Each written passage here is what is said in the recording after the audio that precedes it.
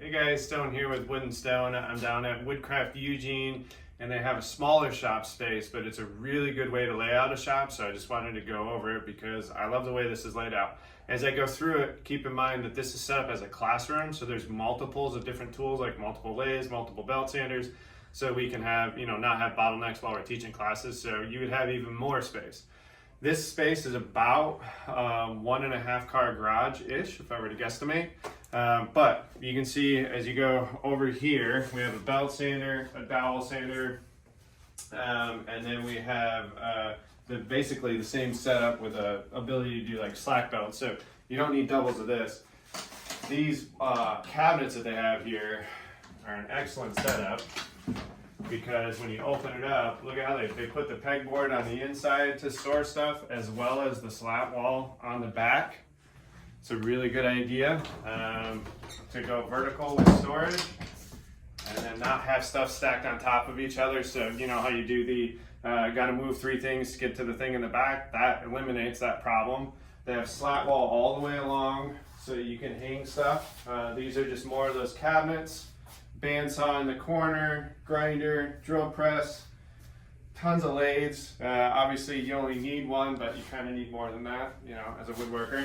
Heart of the shop is a table saw with an outfeed table that's a workbench.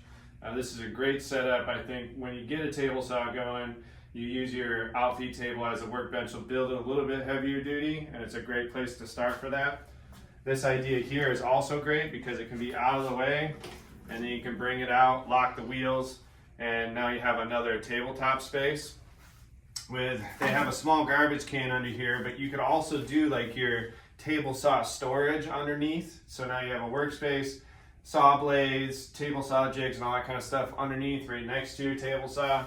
It's just a really great way to lay out a small space, and I think it's a really great example of you don't need a huge shop space to be successful in making things, especially as a hobbyist, but even as a small-time professional, like you can make a lot of stuff in this space.